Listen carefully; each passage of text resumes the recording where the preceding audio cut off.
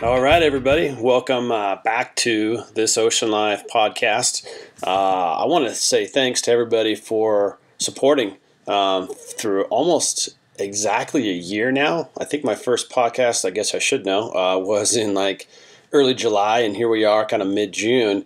And as I speak, we're at 36,973 downloads, which is pretty rad. I didn't know if I'd ever get past 50 downloads when I first started doing this. And so thanks to everybody and spreading the word, sharing with friends, family, hyping up on social media, giving good reviews on all the podcast apps and stuff. I'm just thrilled at how everything's doing, and I want to thank you all. Having a lot of fun doing it, and definitely can't do without you. So thanks. Also can't do it without insanely great guests like who we have today, Mellisa Altenburger. And today we hear stories from Mel, who takes us through her journey from South Africa, where she was born, raised, to the waters of the Bahamas, and has found her passion for being underwater. We hear of Mel's evolution with scuba diving and free diving. We talk about the wealth of wrecks and animals she regularly experiences in the Bahamas. We hear about her amazing and heart-wrenching story of working to save a green turtle who swallowed a fishing hook. And then Mel takes us through her strong passion for ocean conservation with trash cleanups, her work to capture the beauty of Bahamian waters through underwater photography, and gives us all a great perspective on sharing love for the ocean, something that we pretty much all can identify with. So another great one from a great guest, really inspirational, and hope you're all out having fun this summer. Here we are in kind of mid-June of 2019. Hope you're doing what you do best in the water, having some fun, doing something nice for the water, for the animals, picking up trash, and as always, kind of a broken record, but I'm going to keep saying it, let's all try to minimize plastic. I've noticed just by my own doing that, not taking a straw, not using the lid on my cups and stuff when I go out. My kids kind of follow suit, and others pick up on that too. And geez, one day maybe we can all stop doing it and stop hearing about whales that wash up full of plastics. Anyway, one day. So thanks for being here. Appreciate you all. And now let's get into the ocean life of Mellisa Altenburger. So, Mel, you are in the Bahamas today working on a yacht. You're spending a ton of time in the water, on the water, and it sounds like a pretty rad lifestyle to me. It is, Josh. It took lots of ups and downs to get to where I am now, but I've definitely made a life for myself here, and I was lucky enough to land an amazing job with a great family, and spend my time off volunteering and trying to do as much conservation work as I can. That sounds great, all of it. So start then, where you're at today, talk about what you're doing. You're crewing on a boat. Talk about the boat, where you're at. You've been out there, sounds like, for about 6 years, and start there with just the kind of the day-to-day working with this family, with the crew, and what your duties are on the boat and everything, and then we'll kind of go from there. Okay. Yes, so I've been with the family for 6 years, and they are amazing, obviously. So my job is to look after the interior of the boat, and I cook for the crew, and I'm lucky enough to take the boss diving when he wants to go diving. So cool. I've pretty much created my own role on board, and I've got an amazing team that I work with, and everything's just working really well for me, actually. So if I'm not working on the boat, I'm usually diving under one. So what kind of boat is this you guys are on? It's a private-owned boat, and we are it's a Leopard, the make of the boat, and we have a jet drive. Catamaran? No, it's a motor yacht, but it's been designed and built for the Bahamas, so we can go into shallow water. We only draw 4 feet. Oh, geez. And she's a very pretty boat. Wow. Inside and how big of a boat? Like how long? Yeah. It's 102 feet. Sweet. So there's 4 crew. The captain has the mate, which assists him with the care of the boat on the outside, and I pretty much run the inside, along with my manager, and she still cooks for the family. So I kind of step away from cooking when she comes in. Gotcha. And then, so how often is the family on board with you guys? We're not as busy as other yachts, but we are pretty constant with like weekend trips and stuff like that. So it usually takes me a full week to get the boat ready. So it does keep you busy. And when we don't have trips, we usually run Monday to Friday, 9 to 5, working, keeping with the upkeep of the boat and fixing stuff. So it is like a proper job. Yeah, sounds like it. I mean, that's like a full 40-hour work week for 5 people, just keeping the boat ready to go, when the family is ready to jump on it. Yeah.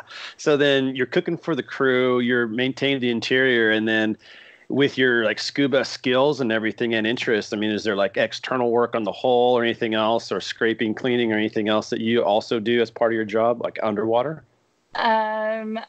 Usually I'll help find if someone needs to jump in to see where it's safe for us to drop anchor. I'll do that. But the cleaning of the hull, no, we usually get professionals in to do that. Yeah, cool. So then where are you at like right now today? Where is the boat at? And describe that area for us, and I've never been in the Bahamas. I've been looking at it, talked to folks from there, and it's like high on the list, of course, like so many other places in the world. But, describe where you're at. So we're on an island called Nassau, which is the capital of the Bahamas. And it's an island called New Providence, neighboring Paradise Islands around. Obviously, there's like 700 islands around here.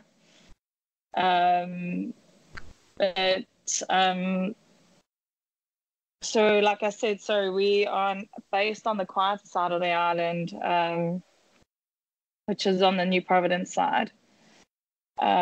So we in a marina. I'm sorry, Josh, I feel like I'm getting a bit lost here. No, you're good. You're good. Okay. So in the marina that we're based at, they have a specific area for crew, like a gym to go to, a little fire pit for us to sit around. But most of my diving, to be honest, is directly out in front of where we are sitting. Yeah. There's like probably over 40 wrecks out in front here. Oh, because wow. of there's a dive shop close by called Stewart Coves, which they've obviously created all these dive sites out in front. So that's where I do most of the diving when in between work. Gotcha. Yeah, I was looking at your Instagram, and you made a lot of great pictures, and we'll talk about your photography, in a bit. But it's like there's always wrecks, and there's wrecks, and there's wrecks, and I'm just thinking, how do you find all these things? But you're saying they're all kind of concentrated in this one area, so you have like this wealth of dive sites, like right in your backyard. Yes, yeah, no, it's amazing. And because there's so much sandy areas here, they're basically like artificial reefs. So there's a lot of life on the ones that have been there for years, Yeah. Gosh. So Pretty then cool how to see. it's way cool. And I have like 1,000 questions on that, but before we get there, so how did you first get hooked up? I mean, when were you like comfortable on boats? Were you raised on boats? Like, how did you make the transition because you're from the UK, is that right? No, I'm actually from South Africa. Oh, why did I think that? Jeez, I should have done some more digging. I can update you on that. I spent 8 years in London working in office. Yeah. Okay. Gotcha. Okay. So take us back then and tell us your story of how you came from South Africa to Bahamas on this boat. So I have an identical twin, and her and I can't be apart for a very long time. And she decided to make the move to London. And I've always had like weird and different jobs. I've mainly tried to stay outside. Like, not the kind of person that, suits being stuck in an office. Yeah. So I did a lot of horse riding at a very young age. I had my own horse for 6 years and then tried to make that a profession, and kind of didn't work out. So then I hightailed it off to London to follow my sister, and spent 8 years working in an office there as a personal assistant for quite a few different companies. Yeah. And I was just looking to find like someone that I could dedicate myself to and work hard for, but that unfortunately didn't work out. And a friend of mine ended up selling all her stuff and moving to go work on a boat. So I kind of followed her for a year on social media, checking out what she was doing. And I was like, you know what, maybe this is a type of thing that I'd like to try out. So 6 years ago, when my twin fell pregnant, I was like, maybe it's time for me to go and like, you know, create a little life for myself somewhere. Yeah. And sold up everything and headed over to Antibes in France. Wow. And it took me, I was always like a little older than everyone in the crew houses and stuff when I arrived. So, you know, 3 months into trying to find a job, I was like, oh my gosh, what have I done? You know, I'm not finding work. And I literally couldn't even ask my sister to help me because she was, you know, she had her hands full. So I kept persevering, and after 4 months, I landed my first job, and the rest is history. That was this boat I'm on now, and I have an incredible boss, amazing captain and crew. So I really got lucky. Yeah. So how was that? I mean, you know, South Africa is like an ocean-oriented spot, at least, you know, the coast and everything. I mean, was the ocean or being on the water something that was like near and dear to you before you got to Bahamas? Definitely. I love being by the sea. Yeah. And I did a little bit of surfing in South Africa. My friend, she landed up representing South Africa, so she taught me how to stand up on a board. Yeah.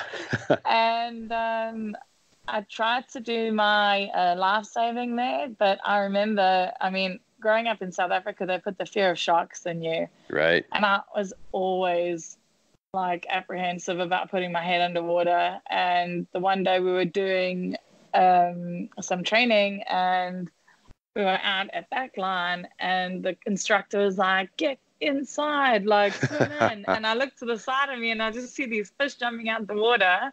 Well, that was the end of that.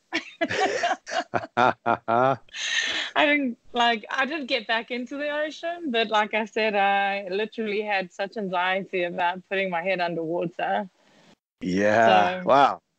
And now you're like completely different now. I mean, you spend like a good chunk of your day underwater, so you've gotten over that phobia, it sounds like. Oh, definitely. My friends can't catch me on land. Yeah, right. You're always in the water.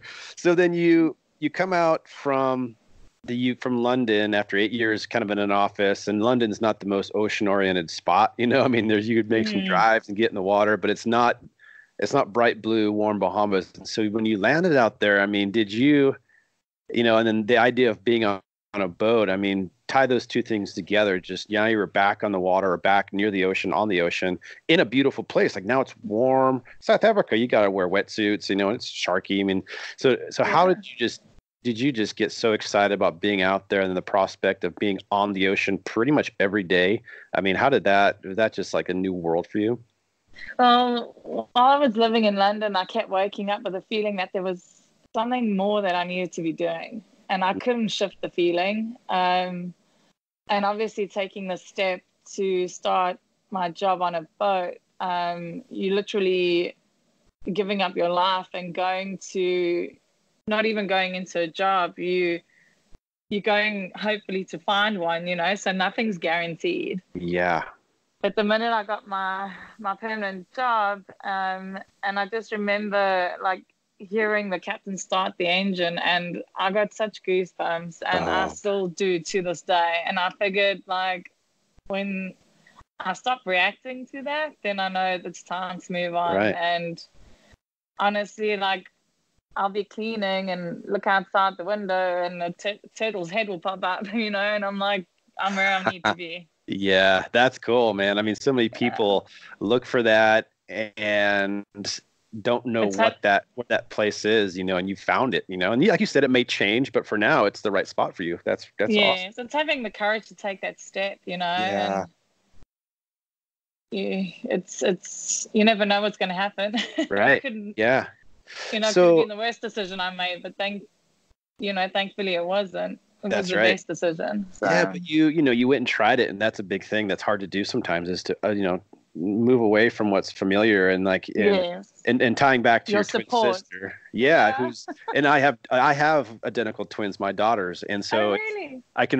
I relate. I mean, I'm not a twin, so I Amazing. don't know what it's like, but I do see that connection that is different than any other connection between two humans that I think maybe exists in the world. And so for you to leave London where she was and go around the world, on a boat, which maybe there's times when you can't communicate because of where you're at. I'm not sure. I mean, that feels like a really big sort of leap of faith to go leave your comfort zone. That's Yeah. cool. Yeah, we speak nearly every day. So when we do go out of range, I always warn her that I will only be back in like 3 days. Yeah. I'm Oh, joking. wow, that's cool. I have like 1,000 questions about being an identical twin as an adult because it's so fascinating to watch my children who are 13, almost 14 now. But maybe I'll come back to that or maybe even follow up after. But okay, so you're out there and you get on this boat. So now talk about getting in the water, right? You find this job, that was your focus. You found something great. Now you can make money and live. So then when did you start like getting in the water? What was that progression? Where did you start? I think so we came to the Bahamas, and I just remember them showing me pictures of the Bahamas and Florida, and I'm like, damn, I gotta get there. And by then I wasn't I wasn't a permanent crew member yet. I'd just done a season. And they were like, if you can sort out your paperwork and stuff and get yourself over, we'll see what we can do. And everything worked out. And I got to the Bahamas and landed up going to do a snorkel. And again, absolute fear putting my head in the water and being relaxed. Yeah. The two just didn't gel. Right. And a captain turned to me and he was like, you need to do your open water. And I was like, you think I could do that? And he was like, yeah. And I just remember, I mean, I've had great instructors from the word go that have been a real inspiration to me. And like from the time I did my open water, I just remember looking up while I was at the bottom of the ocean thinking, wow, I just want to keep learning. Right. And then, the more diving I did, the more I was surrounded by sharks. So I started learning about them and, started doing conservation work, learning about the conservation side of the sharks. And the more I learned about them, the less I was scared. Right. And now I get scared if I get in the ocean and I don't see a shark. Yeah. Then it's like, what's going on here? Right. The reef's Something's up. Yeah, they keep the reef so clean with eating all the sick and the dying fish. So it's totally just changed my view and obviously fueled my passion to do as much as I can to protect the ocean. Yeah. Oh, I love that. It's so true. It's like that. It's interesting when, like, you could say you're interested in conservation and everything, and it's a different thing to actually feel that, like, I think that heartfelt connection when you're experienced. Yeah, because when you're in it and you see it and you feel it, it's different. I mean, they're both great, and yeah, it's and then it's so much stronger. Fire. Yeah, that's right. Yeah, exactly. So now, like, yeah. I went from doing my open water right through to getting my scuba instructors. And like I said, I had amazing instructors inspiring me, wanting to go further. And then after that, I started getting surrounded by free divers, and I was like, oh, wow, I want to do that. They just look so calm and relaxed. Yeah. So I became a free dive instructor too. Wow. So the instructor part, I mean, was that something that now you're responsible for not just introducing people to the water, which is so neat, but also like responsible for their safety and everything. And so was that kind of natural for you, the desire to help people learn and be safe and also experience the water? Is that why you pursued, the instructor stuff versus just kind of, getting the advanced certifications and kind of focusing on your own stuff? Exactly. I'm always like lean to the more caution side of things, do extra safety with everything I do. And the further I got in the diving side, like when I did my rescue diver, that kind of linked to some of the boat safety work that we do. So it all started connecting. And I just wanted to make sure that I was obviously being the safest I could be while I was trying to teach people about the ocean or being in the water with someone, rather be safe than sorry, obviously. Yeah, I'm a fan of that for sure. So then once you kind of got these your instructor, certifications, do you continue to like spend time on the side running classes or providing instruction to other folks? I haven't done much instructing in regards to the scuba side, and more leaning towards the freediving side. Which, yes, so I've just recently certified my friend's son. He landed up breaking the world record for the youngest master scuba diver. So I've done quite a bit of diving with him, and he's involved in the coral conservation work that we do as well. So he's a good friend of mine. And he did so well on his first training session. He went down to 55 feet. So he's obviously very comfortable in the water. And it's better for me too, because not a lot of people do free diving here, and I was battling to find a buddy to go out with. So the more people that learn this side now, is safer for me. Right. That's a big thing. I'm trying really hard to get a group together here, because we've got so many beautiful sights to see here. Oh, for 100%. So then a lot of your time is so it's easier to find scuba divers to go out with, and it's much more challenging to find freediving. But do you see that changing? What's cool is, as you mentioned, and I'm seeing it here, where I am in California and Santa Cruz, is, there didn't used to be freediving instruction. Like when I started doing it, even until the last couple of years, it just wasn't really there. But now it's more prevalent, so it gets people in the water and feeling comfortable, and so more people are freediving. So are you seeing like an increase in freedivers out in the Bahamas where you are around Nassau because there is instruction that gets people more comfortable with doing it? Definitely is growing, but there aren't any instructors as far as I know, on my side of the island, actually. Yeah. So, gotcha. I obviously have a lot of interest, but it's just finding my time off as well to dedicate it to teaching. So I've got to kind of just slot that in where I can, and make sure that people understand that I don't have a set schedule. Right. But with the PADI side of things, it's easier because you can do your theory online, and then it takes 2 days for me to do the basic level 1 with someone. Got it. It's easier to learn and quicker to get certified there. Right. Yeah, it's a great instruction. A friend of mine actually here in Santa Cruz just got his certification to be an instructor as well.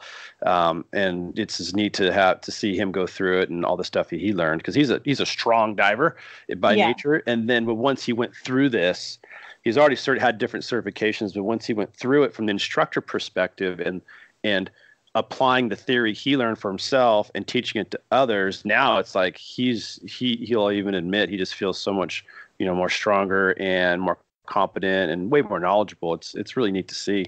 So then for you, having done both scuba and freediving quite a bit, so compare and contrast the two. They're similar, but they're also like almost different sports. Well, they really are. They're very different, in certain ways. So compare and contrast the two. They both have their their sense of flow and beauty. And, for you, how would you kind of characterize, both of those, freediving and scuba? So scuba has been an absolute love of mine, obviously. But I'm probably doing a lot more freediving these days because it's the whole relaxation side that got me hooked. And obviously less gear. And I feel like no matter where I go, I've always got my mask, fins, and my camera on me. So right. But it's hard to carry a tank around. That's right. But it's definitely I find obviously freediving a lot more relaxing, and in regards to the photography side, I can get closer to my subjects without scaring them off with the bubbles, Yep. But I love them both dearly. I recently had to have back surgery in January, so freediving helped me a lot with my recovery, getting stronger to have a tank on my back again. And so it definitely helped a lot. Yeah, that's cool. And so was the back surgery, was that, having a tank on your back, and frequently, even like when I go for like multiple days in a row of freediving and here, where I have thick wetsuits, so you have like 20 pounds of weight on your back, it just starts to wear you down. So was part of your back issues from like scuba diving with having the tank on your back so frequently, or was it something totally different? I think it was an injury that had happened over like maybe a 5-year period, the doctor said, because I didn't know what was wrong with me. I thought I had sciatica, so I just carried on. Yeah. And eventually I went for a dive, and I woke up the one morning and I couldn't really move my left leg. So over a period of a year, when it started really bugging me, I was seeing chiropractors and doctors and trying to get to the bottom of it. And I kind of was getting, I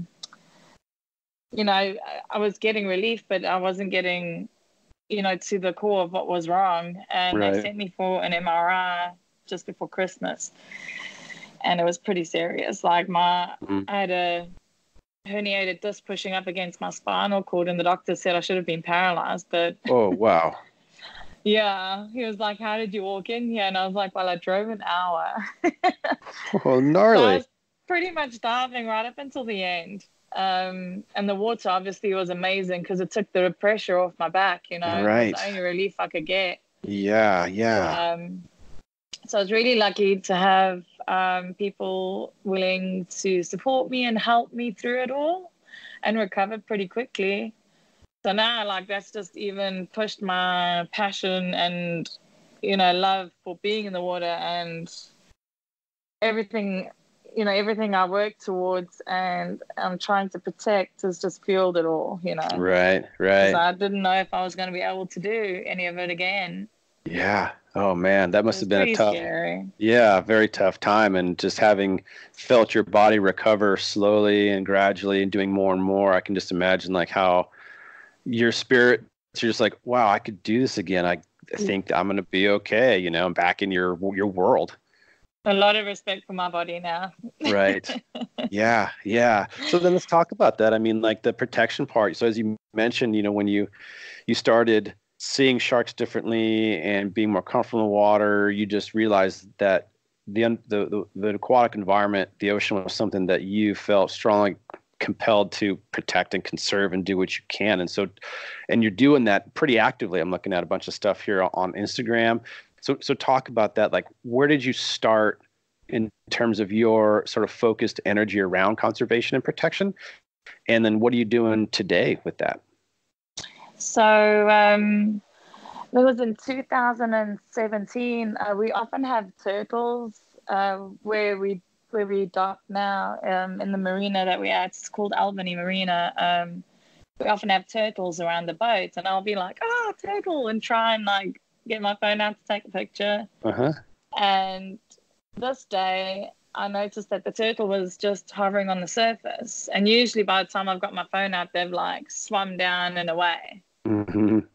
So I kind of just kept my eye on it, spent 30 minutes just sitting on the dock looking at it. And I noticed that it was trying to swim down, but it kept bouncing back to the surface. And I've done a little tour in a turtle sanctuary in Key West before, and they kind of, teach you about how turtles get injured. Like if a boat strikes them, they get this little bubble in their shell called bubble butt, is what they call it. And there's no way of fixing that. Like at the sanctuary, they have turtles that have like a dive weight attached to their shell to help them get down. Wow. Once they've had that. So I immediately thought that either the turtle was either tangled up in something, or that it had been striked, or either swallowed enough plastic to make it buoyant.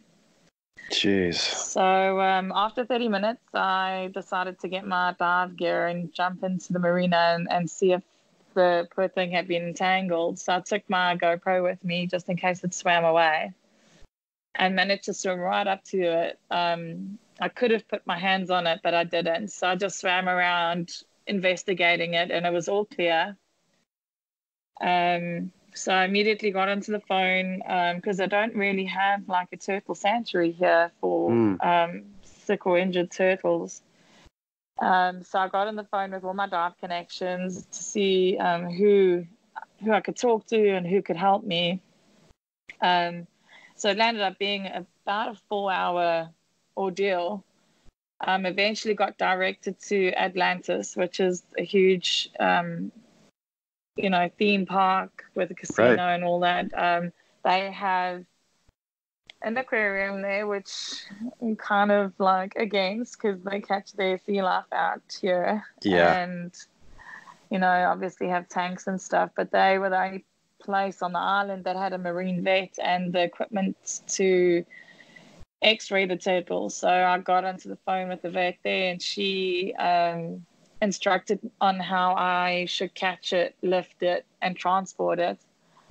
So I jumped into the water, found out, I got some friends of mine to help me. So I get into the water to try and get to it. And like I said before, I could basically swim up to it the first time and get my hands on it. Yeah. The turtle ended up swimming away. And then a boat left, and by the time that had all happened with the bow thrusters of the boat and stuff, I'm like, that's it, it's gone. So I couldn't just walk away from that. So I ended up getting my dive gear out and got a tank on my back, and I was looking underneath because it's a floating dock here. I thought maybe it had gotten trapped, under one of the docks. So I checked the docks, and from what I could see, the docks were clear. So I got out the water and I was about to stop packing up after like 3.5 hours of being with this poor animal. I was so sad. I knew I wasn't going to sleep that night knowing that this thing was out there injured. Yeah. So I started packing up my gear, and my friend was like, it's back. So I didn't even think twice. I grabbed my stuff, jumped in, and managed to get hold of the turtle. We lifted it out slowly. We had to saturate a towel in seawater and wrap it in this towel. And it's about a 40-minute drive to Atlantis. So get on the way and get the turtle to the vet. And she ended up making it through the night. And the next day, because I think what they did was they soak the turtle in fresh water because it helps replenish it, I guess, in a way. Yeah. So after 24 hours of that, then they were going to start doing like the x-rays to see, what exactly was wrong with it. And unfortunately, it didn't make it through the next day. Yeah. So they obviously ended up investigating to see what had caused the turtle to die, and unfortunately it had swallowed a fishing hook that had ripped through its intestine and punctured its lung. Oh man. I know. and I felt That sucks. absolutely awful. Like, I've been looking into this animal's eyes for 4 hours, and I was like, buddy, Yeah. you're gonna make it, and it Wow. wasn't a small turtle, it was pretty big. What kind of turtle was it? Sorry, I'm just trying to look that up quickly. So, the vet, after being in contact with her, and feeling as horrible as I did, after trying Yeah. to save this poor animal, I was like, what can I do to to make not make myself feel better, but what can I do to make a change, Yeah, that's right. Try to prevent that, Yeah, and it was a green turtle. Yeah, cool. So you get hawksbill out here, green turtles, hawksbills, and loggerheads, which are the really big ones. Right, they're at the big old ones. Cool. Yeah. So what did you land on? Yeah. So where'd that take you then, in terms of like your focus? I was super bummed out, and I'm like, what? I can either use this, like I can either get sad about this, or I can use this to fuel something that's going to help the next turtle that comes along, and yeah. I've been involved in lots of debris cleans with the dive shop. We do like Project Away. We'll organize a team that'll go out and do a debris clean on a dive. So I've done a load of that, but I wanted to do more.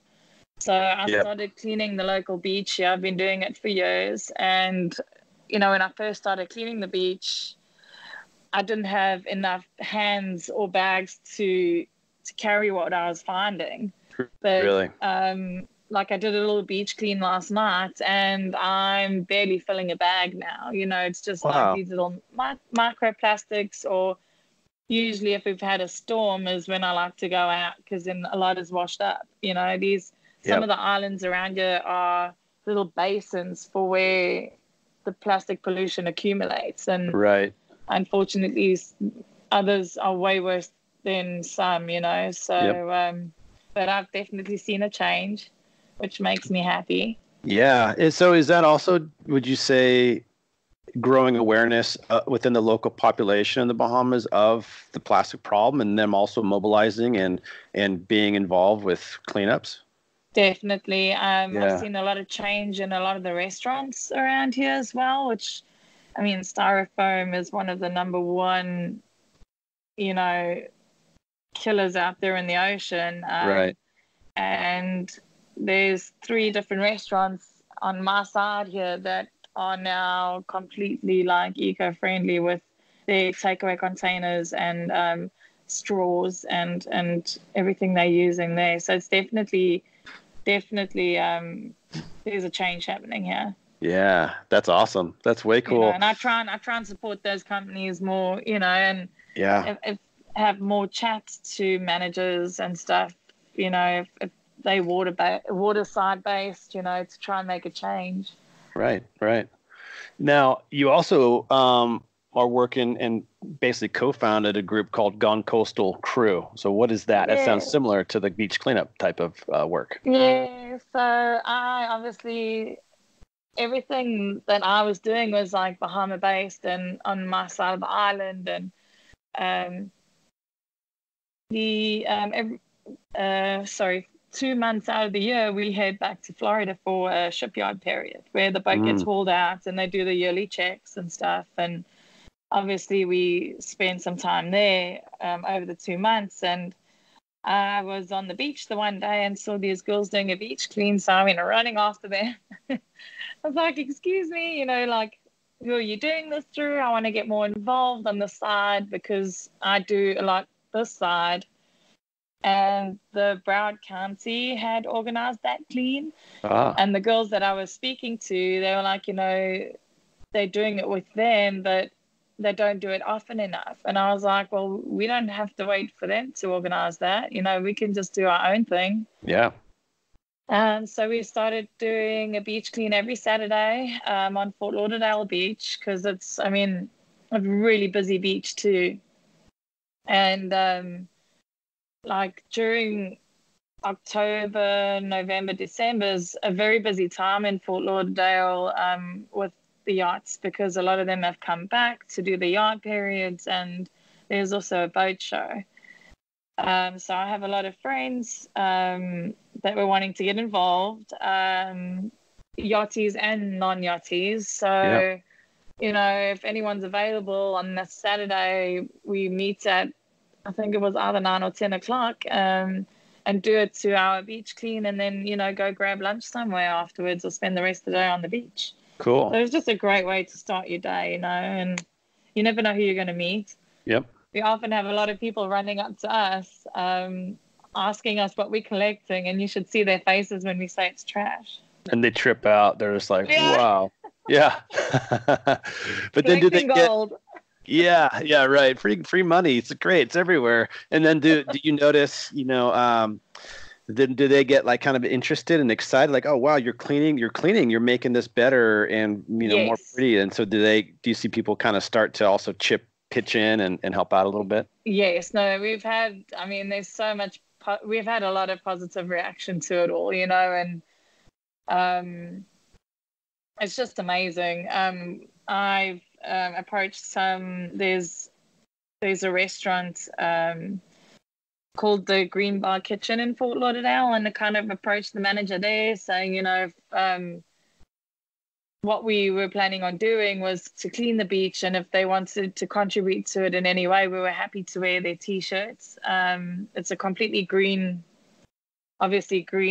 run restaurant with biodegradable stuff there and mostly vegan food, and, you know, it's amazing, you know, who are keen to help and how they want to help, you know. Yeah. I mean, who doesn't want their name on the back of someone's shirt while they're cleaning the beach? Yeah, you know? for sure.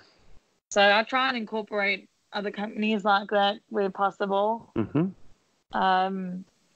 But to be honest, like the ones that I do here, you know, if it's a lovely evening out and I'm done with work, there's no better way that I like to spend my day than just have a little walk on the beach. Yeah, right I on. feel like a nerd saying that, but no, it's true though. I mean, it's funny because there's so many different makes me ways. happy. Yeah, I know, and that's what matters. You know, it's interesting because there's so many different ways to interact with the water, and I find myself as like this, you know, oh, I love being on the water, under the water in many different ways. But geez, it's nice, just like a quiet walk, like even on my local beach, like you just seeing the things that have washed up or feeling the sand.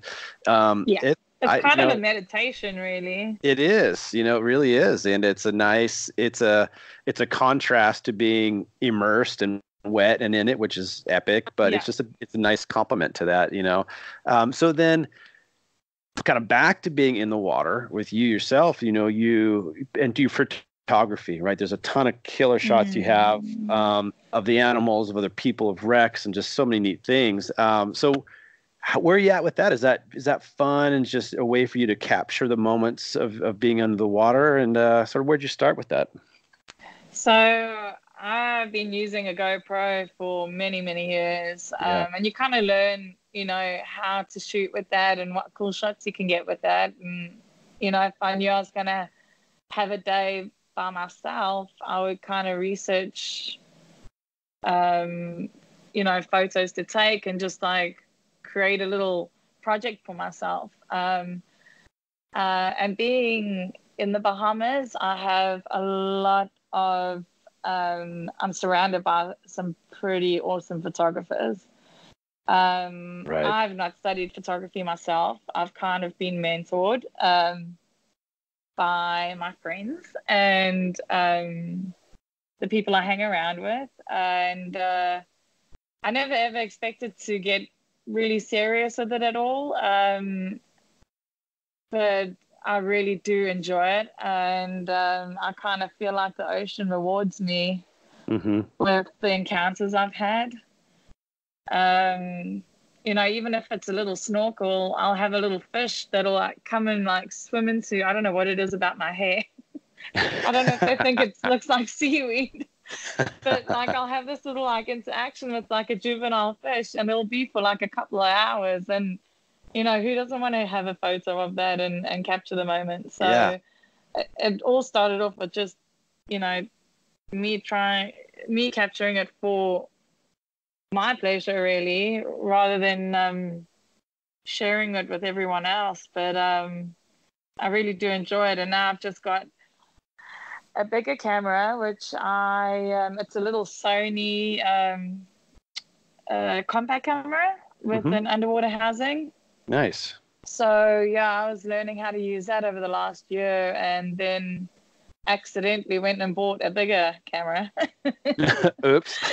Oops. And I actually bought it off a surf photographer that I follow on Instagram, and I was like, you know what? Let me give it a shot. And I ended up having to get a bigger housing for that. So I have a very good friend here by the name of Pia. She's been my mentor. So she's teaching me how to use it. And have you heard her podcast? She came on and did an episode with me. You know what? I haven't got around to listening to that yet, but it's definitely on my list. Yeah, she's amazing. Yeah, so she's basically taught me everything I know with my camera that I have right now, Nice. and I've still got so much more to learn.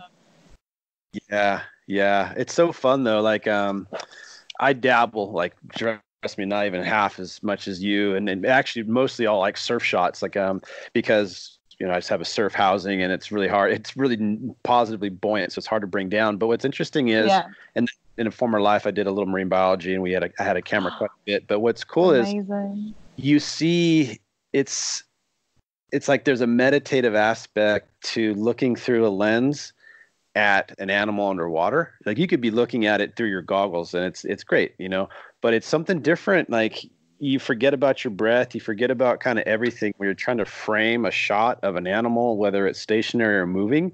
And it's like time for me, that was it was super meditative, and time like stood still, even when it's just like, maybe it's an anemone or something that's not moving. It's stuck on a rock. But when you're really focusing down on these animals like that, there's something cool about it, and I don't know, it's really relaxing, I don't know Yes, you kind of connect with them, don't you? Like, and I had an experience the other day, and it was recent. There was a group on one of the wrecks busy getting its mouth cleaned. So I kind of slowly went up to it, and I was trying to get as close as possible, as you do, and she wasn't budging. And I was like, oh my. So like, I literally got down on my, knees and hands, and I was like trying to get the shots, and it was almost like she knew I was taking a photo of her, because like, I say it kind of giving me all kind of these different angles, and then all of a sudden, out of the corner of my eye, another grouper came in, and they were fighting over my camera. No way. They wanted to be in front of it? I couldn't believe that was happening. Like, I was glad I was on air, because these two were like properly modeling for me. Right. That's funny. And it was quite a little experience, I must say. Yeah. Oh, that's so cool. So you got it. Gosh, yeah, I'm looking at all these pictures. So then you mentioned groupers. We talked about turtles. So, and you see such a wide variety of animals out there. Do you have like one or maybe two, or maybe maybe there's all of them, but like ones that you just, when you see them or when you're with them, it's like your favorite? Like, there's a certain animal that you really, really like being underwater with? Well, definitely all of them. Sharks are pretty incredible, like, and especially because they just made out to be these man eaters, and you see how inquisitive they are, and how they work together. Right. Is insane. We actually have a manta ray here, which you don't and not supposed to get in the Bahamas. But Atlantis had it in its tank, and it got too big for it, so they released it. And he's been hanging out here for quite some time. Wow. I saw him 3 years ago for the first time, and we swam with it for like probably an hour in the water, and that was so incredible. Like, that was so majestic. And then a couple of weeks ago, I was at a little local beach down the road here called Jaws Beach with a friend of mine, and we were just relaxing, catching some sun, and I saw this black mass, and I was like, well, it's not an eagle, right? That's way too big. And like I said, I don't go anywhere without my mask and my camera. Yeah. So I was like, you know what, she wasn't a diver or anything, and I was like, I'm gonna go check this out. So I got into the water and I was swimming out there, and I had a fair way to go. And on the way there, I was like, you know what are you gonna do if this is not a manta ray? Like, what's your game plan? I was just like, I didn't even think twice about it. But thank goodness it was. And I got up to this manta ray, and it was like swimming by me, and it turned around and came straight towards me. Oh, wow. And I was just like, oh my goodness, and I mean, I've been in the water for 5-6 years now, and whether the encounter's big or small, right, I'll still get act. And I was like shaking, going, oh my goodness, like I can't believe that just happened. Oh man, that's so cool. It's insane. You never know what the ocean's going to present to you on the day. No. And that's the magic of it, Yeah. And those times like that right there is, it'll keep you coming back forever and ever. You'll remember that, forever and ever, and those things, like, that's like one of my top animals that I would love to swim with at some point. And there's this neat, one of the cool,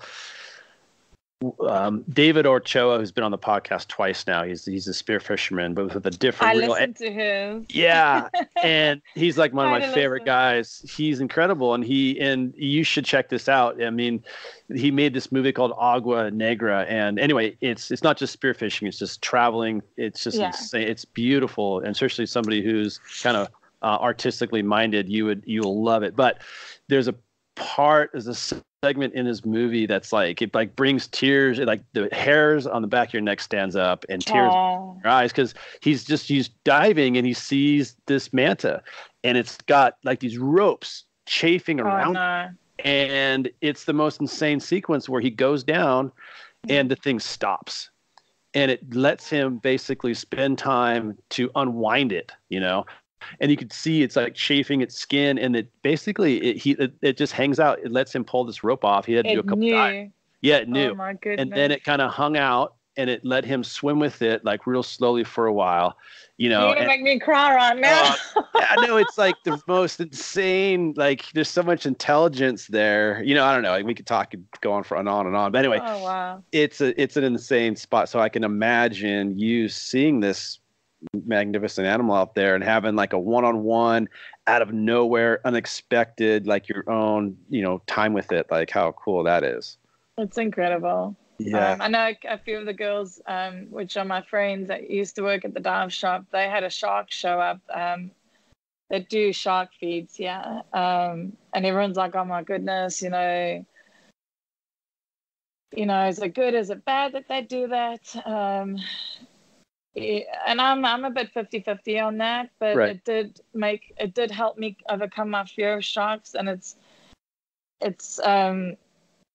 got the sharks protected here, so a lot of good has come out of it. Yeah. And they had the shark show up a few times on the feed with a rope around her neck, which was cutting into her gills. Oh geez.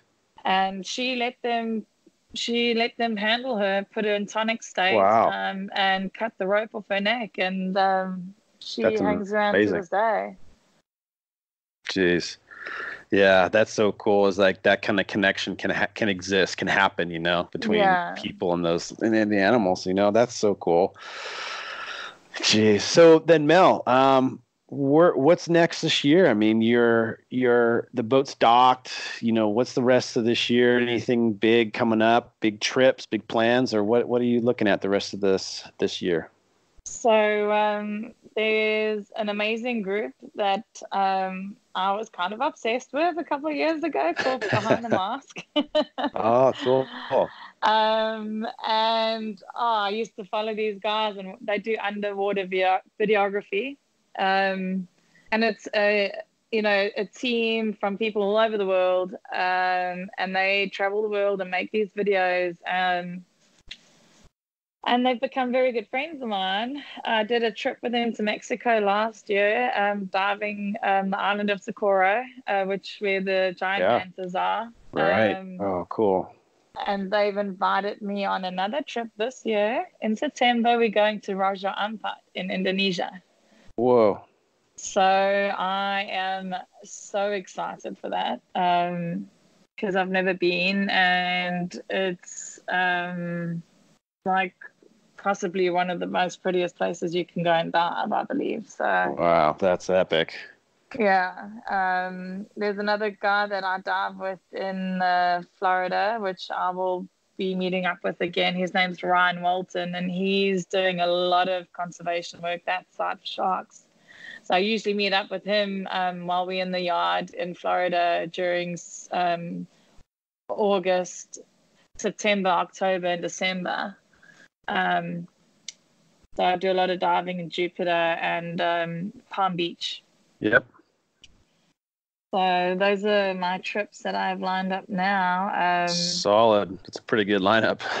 Yeah, very excited. I'm hoping actually to go home next year to do some diving in South Africa because I haven't ever done that. Yeah. Might be a little more cold, yeah. Yeah, I'm a little excited to be diving in a bit cold, in a different scene, really. So yeah, sure, kelp and stuff, definitely different. I'm obsessed with not that I've ever done it, trying out ice diving. It's become very popular with the freedivers that I follow on Instagram. What is that again? Ice diving through ice. Oh, yeah. That's really cool. That's something I would definitely like to give a shot, Yeah. At least once. Sure. Yeah, that would be badass. That would be very cool. Yeah. Way different, like having a ceiling basically over you, It looks incredible. Yeah, that's cool. Well, hey, I want to thank you for sharing so much, Mel. I'm amped to. I wish I could just go jump in the water right now in crystal clear water, just for sharks. It sounds killer. But yeah, thanks for sharing, and thanks for spending your extra time that you have to do something cool for the water. Picking up trash and just helping others, learn and get inspired to do the same. Oh, thanks so much for the opportunity, Josh. I'm always happy to speak about the ocean. Awesome. Right on. Well, thanks so much. Take care. All right, take care. Bye. Okay, bye. Hey there. Thanks so much for listening to the podcast today. We really appreciate all the support. If you like what you heard, please, hype us up on social media. Always appreciate, spreading the word. Give us a nice little rating on the your podcast app. And just keep tuning in. If you're interested in being on the show and sharing some of your life stories, hit me up, josh@thisoceanlife.tv. You can PM me on Facebook or Instagram. Anyway, thanks again for being here, and have a great day.